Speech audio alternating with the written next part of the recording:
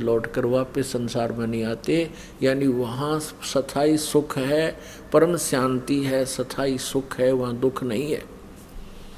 अपने विषय में कहता है कि तूने मेरी शरण में रहना है तो युद्ध भी करना पड़ेगा। गीता ज्ञानदाता कहता है 8वें अध्याय के 7वें श्लोक में, अर्थात यहाँ शांति नाम की चीज नहीं, युद्ध भी करना ही पड़ेगा, लठ बजाना पड़ेगा। मेरी शरण में रहेगा तो उसकी शरण में जाना है तो तत्वदर्शी संत की खोज कर ले, वो जो साधना बताओ वैसे कर ले, फिर उसकी शरण में चला जाएगा। उसकी शरण में जाने के बाद फिर तू कभी लौटकर संसार में नहीं आएगा और सनातन परम धाम को और परम शांति को प्राप्त होगा, सुख सागर को प्राप्त होगा। वो सुख सागर कैसा है कि शंखों लहर मेहर की उपज कहर नहीं जा कोई। सतलोक में कोई कष्ट नहीं, कोई टेंशन नहीं। जैसे कभी कभी एकांत स्थान पर बैठे हों, अकेले हों और एकदम एक हिलोर उठती है अंदर से, दास के साथ तो बहुत बार होता है ऐसा। उसमें ऐसा लगता है कोई भी चाहे हमें कोई कितना ही कष्ट दे रहा हो, कितना ही हमारे साथ अत्याचार कर रखा हो, उसके प्रति भी दुर्भावना नहीं रहती। एक ऐसी हिलोर उठती है, ऐसी लहर उठती है अंदर से, वह थोड़ी सी देर रहती है। उसके बाद फिर 100 कोशिश करते हैं कि उसी व्यक्ति के प्रति फिर कभी मन में दुख ना हो, उसने हमें बहुत सता रखा है, बहुत कष्ट दिया, दुख नहीं आता उसका, लेकिन फिर वह बात नहीं बनती। तो कहने का भाव है कि ऐसी वो मेहर की लहर थी और उसके जाते ही यहाँ सारे कहर की लहर शुरू हो जाती है। ऐसा नहीं, वैसा नहीं, उसको ऐसे कर दूंगा, उसको ऐसे कर दूंगा, उसने ऐसे कैसे बोल दिया, फलाना ये हो गया, ये कहर की लहर शुरू हो जाती है। तो सतलोक के बारे जानकारी देते हुए परमेश्वर ने कहा कि शंखों लहर मेहर की उपजे, वहाँ कहर नहीं जा कोई, वहाँ कोई दुख नहीं, कोई कष्ट नहीं। दास गरीब अचल अविनाशी, अचल जो सदा स्थिर, कभी नष्ट ना हो, चले नहीं, नाश ना हो, अचल अविनाशी, सुख का सागर सोई। वो सुख का सागर है। सागर माने समुद्र। समुद्र में जल ही जल, जल ही जल। 100-200 किलोमीटर आदमी चला जा किसी जहाज नौका में बैठ के, तो फिर देखो वहाँ कुछ भी चीज़ दिखाई नहीं देती, केवल जल ही जल, जल ही जल। तो ऐसे ही सतलोक में केवल सुख ही सुख, सुख ही सुख, सुख ही सुख, कुछ भी नहीं। उसको सुख सागर कहते हैं। और वहाँ दयालु भगवान रहता है। और ये काल का लोक है। अब एक बार परमेश्वर ने धर्मदास जी उस पुण्य आत्मा को, जैसा वो परमात्मा लीला करते हैं, वेद भी जिसकी गवाही देते हैं कि वो ऐसी लीला करता है, धर्मदास जी को आकर मिले थे और भी अन्य महापुरुषों को मिले हैं। परमात्मा ने परिभाषा बताई थी इस सर्वपुरुष की, इस काल की। अब धर्मदास जी कह रहा था कि भगवान आप इसको काल कह रहे हो, देखो यहाँ भगवान ने कितनी सुविधा कर रखी है कि कैसे अच्छे बाग लगे हैं जिसमें फलदार वृक्ष हैं, कितना अच्छा ज़मीन पृथ्वी दी है, कैसी हवा बह रही है, कभी वर्षा हो रही है, कितना अच्छा अन्न उपजता है, और कैसी सुविधाएं दे रखी हैं, दरिया बह रही है, नीचे ज़मीन में जल है। ये कितना अच्छा लग रहा है, कितना दयालु है परमात्मा।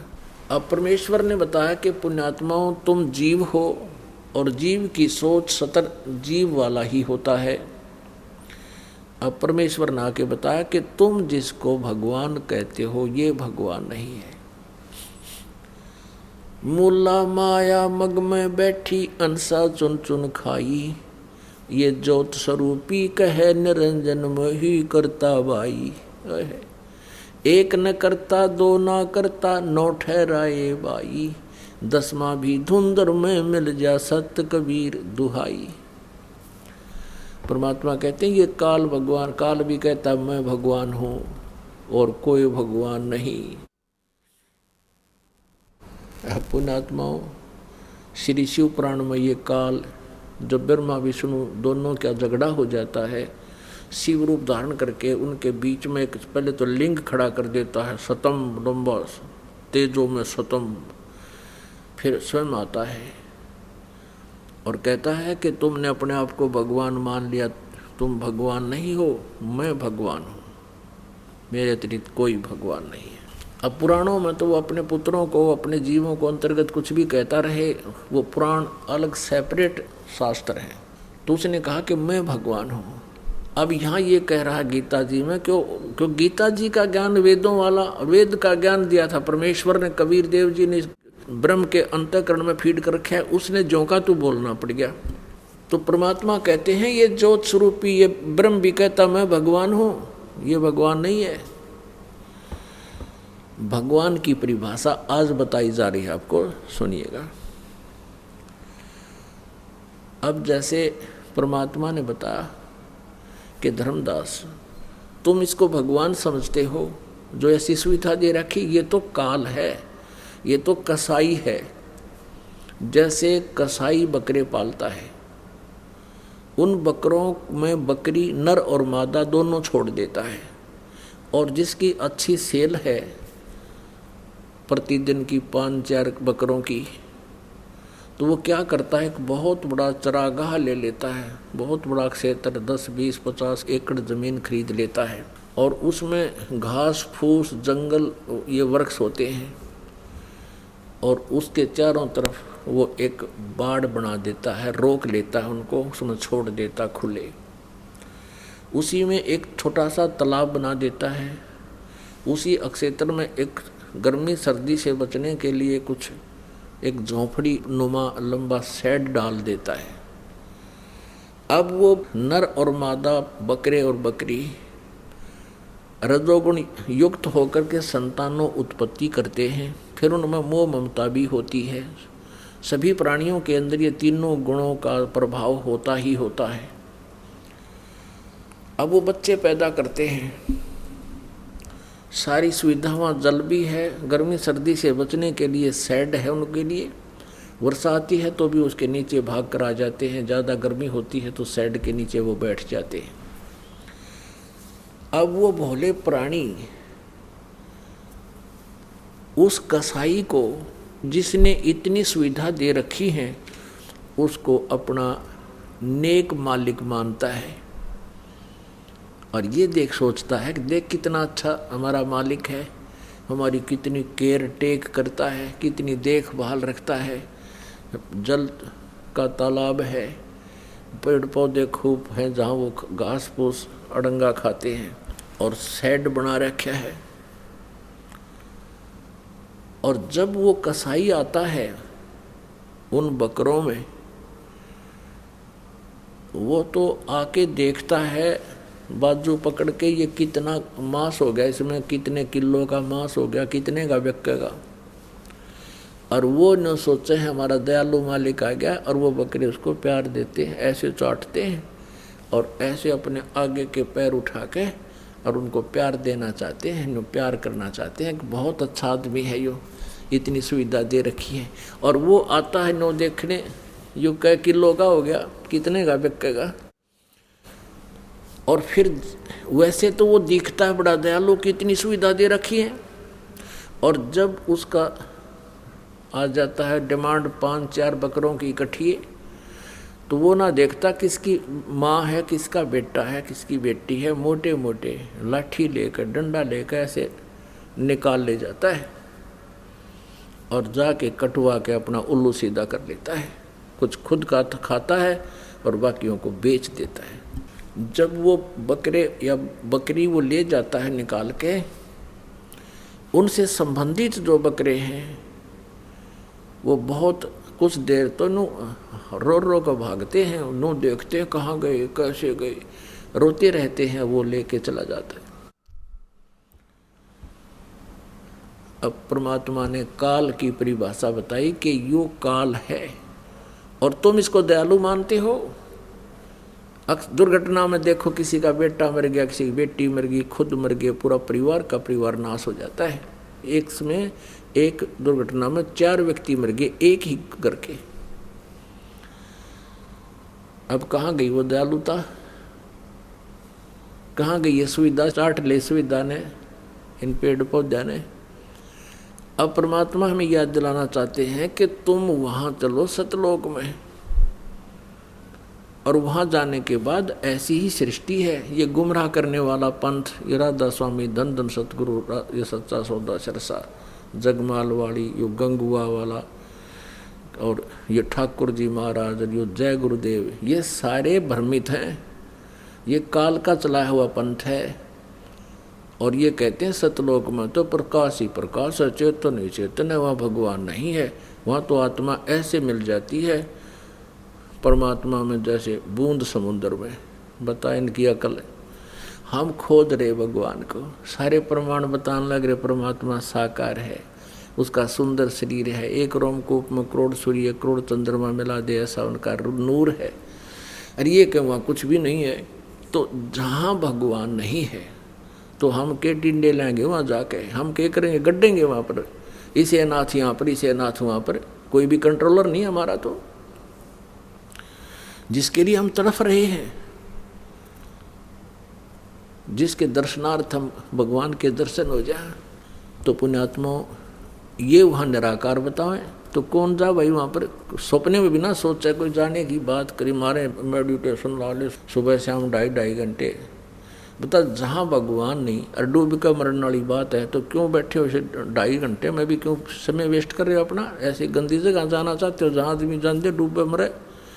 अब समुद्र में कोई कहे चलो तुम समुद्र में डूब कर मरो, मिल जाओ उस बूंद में, चलियो कोई सा बकवाद करने लग रहे। कोई ज्ञान नहीं, कोई सोच नहीं, अपनी अकल प्रयोग नहीं करते। तो वहाँ ऐसी ही सृष्टि है। लेकिन इस मटेरियल का अंतर है। ये तो मिट्टी का बना हुआ है और 5 तत्वों में लीन हो जाएगा जब ये अंत होगा। इसको फूंक दिया जाओ चाहे गाड़ दिया जाओ, एक दिन ये खत्म हो 5 तत्वों में लीन हो जाएगा। अब ये 5 तत्वों से बना हुआ है। इसमें कौन कौन से तत्व हैं? पृथ्वी, जल, अग्नि, वायु और आकाश। और कोई सा दिखा है इसमें? कितना सुंदर स्वरूप बन गया। ऐसे ही वहाँ एक तत्व से बना हुआ शरीर है, नूर से, और वो इतना सुंदर शरीर है। 16 सूर्य जितना प्रकाश हमारे शरीर का होगा जब हम सतलोक पहुँच जाएंगे। और परमात्मा के शरीर का जो ये बंदा जल के लगावा, इतना नूर है परमेश्वर सतपुरुष के शरीर का। करोड़ सूर्य करोड़ चंद्रमा एक रोमकूप के रोशनी के आगे फीके हैं। यानी उनका इतना नूर है, वो समर्थ हैं, वो सर्वशक्तिमान है, अमित औजा है। अमित औजा जिसकी शक्ति का कोई वार पार ना हो। और हम जीव हैं, आत्मा हैं, हम वहाँ हंस रूप में होंगे। हंस माने जैसे यहाँ मनुष्य कहते हैं, नर कहते हैं स्त्री और पुरुष को, तो वहाँ हंस कहते हैं। हंस माने जैसे यहाँ एक पक्षी का नाम हंस है जो किसी सरोवर पर होता है, वो बुगले जैसा होता है सफ़ेद, और बुगला मच्छी खाता है, कीड़े खाता है, और वो हंस नहीं खाता। हंस में एक और गुण है गॉड गिवन, 1 गिलास दूध में 1 गिलास पानी जल डाल दो, हंस के सामने रख दो, हंस उसमें से दूध पी लेगा, 1 गिलास जल को छोड़ देगा। दूध और पानी जिसने छान लिया और बुराई जिसने छोड़ दी, वो हंस कहलाता, वो पुण्यात्मा। अर्थात सब बुराइयों से दूर नेक आत्मा को हंस आत्मा कहते। तो वहाँ हंस रूप में हम होंगे और परमात्मा परम हंस है। आत्मा हंस और परमात्मा परमहंस, यानी वो परमहंस है, वो परम आत्मा है, वो श्रेष्ठ आत्मा, वो श्रेष्ठ है, वो दयालु है। तो यहाँ गीता जी अध्याय नंबर 15 के श्लोक नंबर 17 में कहा कि उत्तम पुरुषतु अन्य परमात्मा इति उदाहरते, उसको भगवान कहा जाता है, वो है परमात्मा। पुण्यात्मा, ये अमृत ज्ञान है, ये तत्व ज्ञान है, ये सत्यनारायण कथा है। सत्यनारायण का अर्थ होता है अविनाशी परमात्मा। हम विष्णु जी को सत्यनारायण कहा करते हैं। बता, इनकी तो बहुत कम आयु है। आपने देख ली इन परमात्मा, इन भगवानों की आयु की कैलकुलेशन में भी आपने सुन लिया। और परम अक्षर ब्रह्म की कोई आयु नहीं, वो तो अजर अमर हैं, सृष्टि से पहले भी वही थे, उसी ने सृष्टि रची है।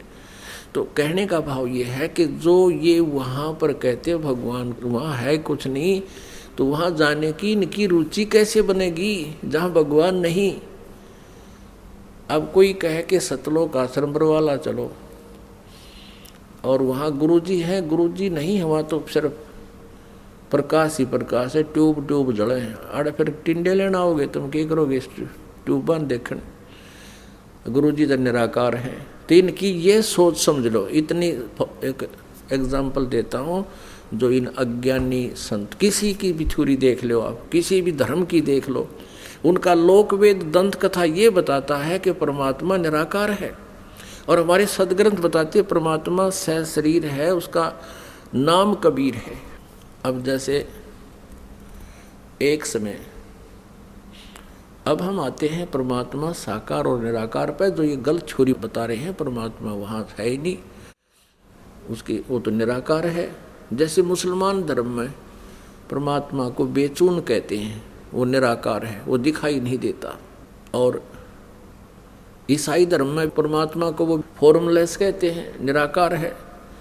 जबकि पवित्र बाइबल बता रहे, पवित्र बाइबल में वर्णन है कि वो परमात्मा मनुष्य दृश्य है।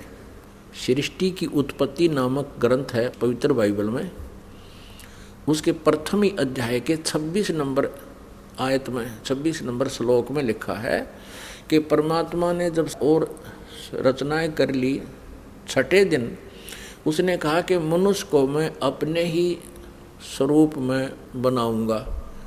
ऐसा कह के भगवान ने, परमेश्वर ने मनुष्य को अपने ही स्वरूप अनुसार, अपने ही रूप जैसा बना दिया, उसकी नर और नारी करके सृष्टि रचना कर दी। फिर भगवान निराकार क्यों करोगे, फॉर्मलेस क्यों कैसे हुआ? जब परमात्मा ने कहा है कि मैं मनुष्य को अपने जैसा बनाऊंगा, तो भगवान कैसा हुआ? मनुष्य जैसा।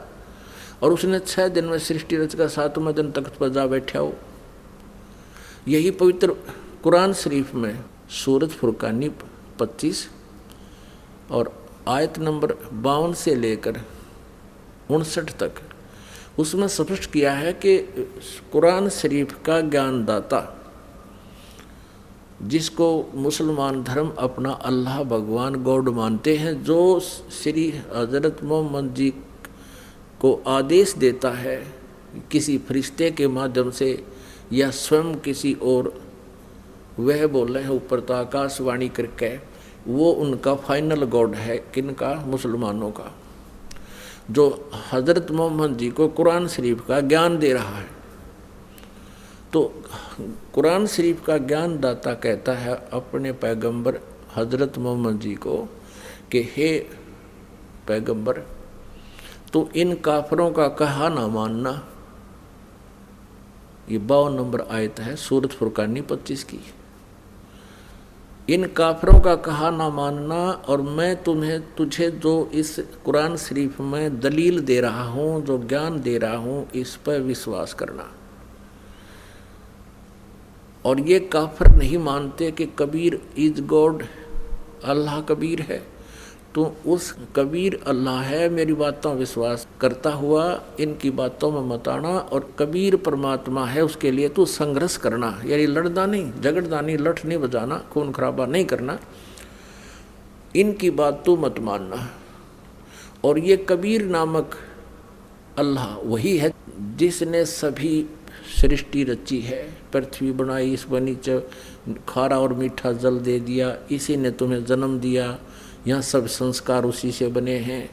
फिर वो परमात्मा अपने बंदों के गुनाहों से खूब खबरदार है। वो कबीर अल्लाह अपने बंदों के पापों का नाश कर देता है, उसके अपराधों दुखों से परिचित है। वो अल्लाह कबीर है जिसने 6 दिन में सृष्टि रची और 7वें दिन तख्त पर जा विराजा। वो अल्लाह कबीर है। उसकी खबर किसी बाखबर से पूछ देखो,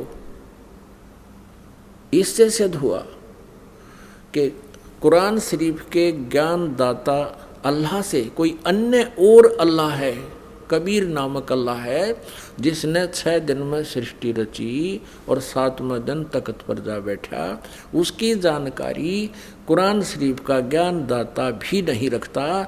इससे सिद्ध है कि वो भी कंप्लीट नॉलेज नहीं रखता। ऑप्शन छोड़ दिया है कि उस अल्लाह की जिसने सब सारी सृष्टि की रचना की है, जो सबका मालिक है, जिसने 6 दिन में सृष्टि रची 7वें दिन तख्त पर जा बैठा, उसकी खबर, उसकी जानकारी किसी बाखबर से यानी तत्वदर्शी संत से पूछो। कुरान शरीफ का ज्ञानदाता नहीं जानता। इससे सिद्ध है कि वो भी अल्पज्ञ है। ऐसे ही गीता जी अध्याय नंबर 4 के श्लोक नंबर 34 में कहा है कि उस तत्व ज्ञान को जो सच्चिदानंद घन ब्रह्म की वाणी में है, उस परमेश्वर की जानकारी, परम अक्षर ब्रह्म की जानकारी किसी तत्वदर्शी संत से पूछो, वो उस परमात्म तत्व की जानकारी देंगे। इससे सिद्ध है कि गीता का ज्ञानदाता भी अल्पज्ञ है, उस तत्व ज्ञान से परिचित नहीं है और उस परमात्मा से भी परिचित नहीं है, परम अक्षर ब्रह्म से। तो यहाँ सभी लोक वेद के आधार से, दंत कथाओं से कहते हैं परमात्मा निराकार है। हमारे सदग्रंथ कहते हैं, सभी ग्रंथ धर्मों के, पवित्र धर्मों के सदग्रंथ कहते हैं परमात्मा मनुष्य सदृश है, उसका शरीर है, वो उसका नाम कबीर है, मनुष्य जैसा है। एक समय पुण्यात्मा आज सुबह आपको बताया था कि जिनको आज मानव शरीर प्राप्त है वो पुण्यात्माएं हैं, क्योंकि पुण्य जिनके घने नहीं होंगे उनको मनुष्य जीवन नहीं मिलता। उनसे भी पुण्यात्मा वो है जो परमात्मा की तरफ में भटक रहे हैं, घूम रहे हैं, कोई न कोई साधना कर रहे हैं, वो और पुण्यात्माएं, वो कभी ना कभी किसी जन्म में परमात्मा की भक्ति करते हुए आ रहे हैं। उनको चाह होती है भगवान की, वो रह नहीं सकते भक्ति बिना, और उनके साथ परमात्मा भी रहता है।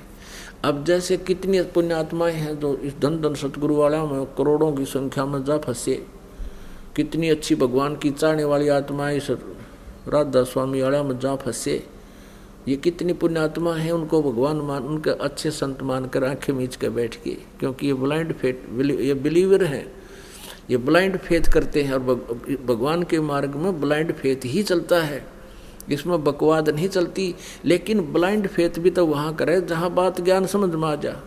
अब जैसे बबूल का पेड़ बोके बीज के, और उस पर ब्लाइंड फेथ कोई कर ले के आम लागेंगे, 7 जन भी ना लागे।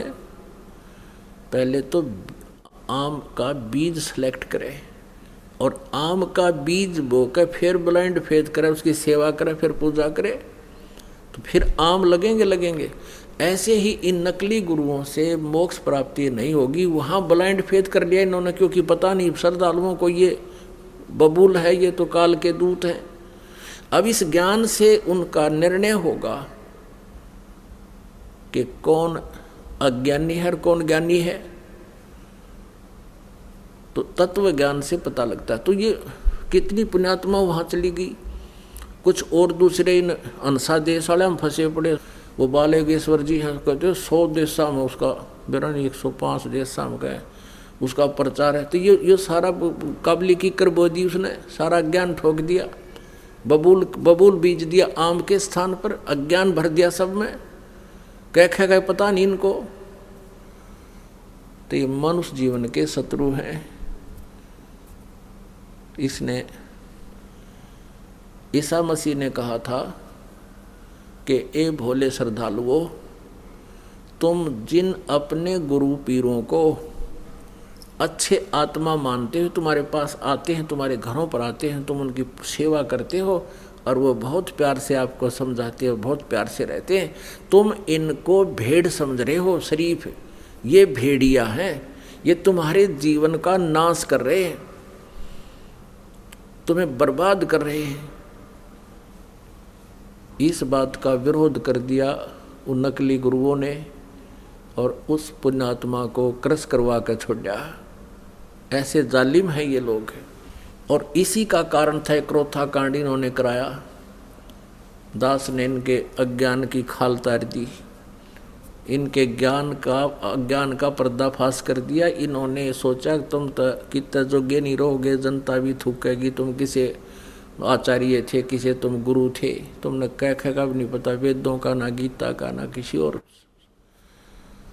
ज्ञान। तो इन्होंने अपना उस अज्ञान को बचाने के लिए इन कैसा जुल्म करवा दिया, क्रोथा कांड, आश्रम छिनवा लिया सीएम से मिलकर, जनता को भ्रमित करवा दिया, गलत प्रचार करवा के, और झूठे केस बनवा दिए हमारे पे। लेकिन अब वो 500-600 वर्ष पुराना भारत नहीं है। शिक्षा का यही लाभ है, सब एजुकेटेड हैं, बहन भाई बेटे बुजुर्ग, और सभी समझते हैं अपने सदग्रंथों को, जिसका परिणाम है कि आज हम फिर आबाद हो गए, क्योंकि हमारे साथ परमात्मा है, परमेश्वर हमारे साथ है। उस परमेश्वर का चलाया हुआ ये पंथ है, ये मार्ग है। तो ऐसे उस परमात्मा ने ये सब ज्ञान हमें बताया। तो प्रसंग चल रहा था कि ये अज्ञानी लोग कहते हैं परमात्मा निराकार है, हमारे सदग्रंथ बताते हैं परमात्मा साकार है। तो ऐसे ही श्रद्धालु आंख मीच कर, जैसा भी कोई गुरु जैसा मार्गदर्शन करता है, वो बेचारे स्वीकार कर लेते हैं, क्योंकि अध्यापक के सामने विद्यार्थी ऑब्जेक्शन नहीं कर सकता। अब अध्यापक वो होता है जो सिलेबस में पढ़ावे, सिलेबस से कोई ज्ञान दे। सिलेबस से बाहर कोई ज्ञान देता है, वो दंत कथा सुना रहा है, वो नावल की कहानियाँ सुना रहा है, वो विद्यार्थियों के लिए घातक होती हैं। ऐसे जिन्होंने सदग्रंथों का ज्ञान हमें नहीं दिया, वो आध्यात्मिक गुरु होते हुए भी शत्रु थे समाज के। वो आध्यात्मिक गुरु नहीं थे, लेकिन उनको आध्यात्मिक गुरु मान लिया था। अब जैसे श्रीमद् भगवद गीता अध्याय नंबर 16 के श्लोक नंबर 23-24 में कहा कि जो शास्त्र विधि को त्याग कर मनमाना आचरण करते हैं, ना उनकी गति होती है, ना उनको कोई सिद्धि प्राप्त होती है, और न ही उनको कोई सुख होता है, अर्थात यूजलेस। इससे तेरे लिए अर्जुन 24वें श्लोक में 16वें अध्याय की गीता जी, इससे तेरे लिए कर्तव्य और अकर्तव्य की व्यवस्था में शास्त्र ही प्रमाण है। यानी जो साधना करनी चाहिए, जो ना करनी चाहिए, वो सदग्रंथ में जो लिखे हैं वही हम आप मान्य होनी चाहिए, अन्य नहीं। किसी की लोक वेद की कथा से स्वीकार ना करना।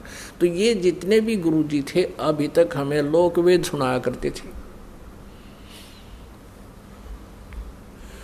तो ऐसी जो पुण्यात्मा पिछले जन्म की पुण्यात्माएं हैं, उनको मानव शरीर मिला है और वो परमात्मा की तरफ में भटक रहे हैं। उनमें से एक थे शेख फरीद जी, और वो बचपन से ही परमात्मा में बहुत, वैसे बचपन से ही मालिक साथ रहता है ऐसी आत्माओं के। सबको भगवान ढूंढते फिरते हैं, कहते हैं परमेश्वर गोता मारो स्वर्ग में और जा बैठो पाताल, कह कबीर ढूंढता फिरूं अपने हीरे माणिक लाल है। शेख फरीद जी थे मुसलमान धर्म में। वो पुण्यात्मा छोटे से थे, जब छोटे बालक नटखट गणे थे, शरारत बहुत किया करते थे। माता भी दुखी हो जाती थी, गली के बच्चों के साथ झगड़ा कराते, उल्हाने आया करते थे। अब माँ ने सोचा अब क्या करूं इस बालक को, क्योंकि आजकल तो बच्चे छोटे छोटे स्कूल भेज देते हैं, माता पिता नर्सरी में दाखिल कराते हैं, वो बालक खिलाने के वहाँ से उनमें छोड़ दिए। पहले तो ऐसी कोई व्यवस्था नहीं थी, घर पे रहते, पिता खेतों में कहीं और अपना काम से चले जाते, कोई मजदूरी के लिए या कोई और, तो माता बच्चों की देखरेख वो स्वयं ही रखती थी। वो शरारत गणी करा करता, उलाने से तंग आ गई। उसने सोची कि इलाज करूं इसका। उसने कहा कि बेटा तू नमाज करा करे, अल्लाह की बंदगी किया करे। शेख फरीद छोटा सा बालक था, कहने लगा क्यों, किस लिए करूं, मुझे क्या मिलेगा। अब वो खजूर गणे खाया करता, खजूर। माता ने कहा कि अल्लाह तुझे खजूर देगा बेटा। बोला सचमुच माता, कहाँ, अल्लाह तुझे खजूर देगा। तो कहने लगा बता मुझे कैसे करना है। अब माता ने तो सोचा ठीक हो गया। अब माता ने कहा कि ले एक कपड़ा बिछा दिया, गद्दा कोई बिछौना बिछा दिया, अब बेटा इस पे लेट जा ऐसा। आंखें बंद रखना, कभी ऐसे करना कभी ऐसे करना, और ये कहना अल्लाह मुझे खजूर दे, खुदा मुझे खजूर दे, ऐसे कहते रहना, आंखें नहीं खोलनी है। और जब तक मैं ना कहूँ आंखें नहीं खोलना, नहीं तो खजूर नहीं मिलेगा। जब माता का काम का समय होता, उसका बिछा दिया बिछोना और कहा बेटा ले प्रार्थना कर। अब वो लग गया अपना ऐसे करने, आंखें खोले नहीं। माँ ने क्या किया कि खजूर थोड़ा सा इतना सारा और 2 पत्तों के बीच में लपेट के उसके बिछोने के नीचे रखाई। अब वो माँ ने कहा कि आजा बेटा आंखें खोल दे। माँ का काम हो लिया, इतना वो बैठा रहा, घंटा और 1.25 घंटा जैसा भी।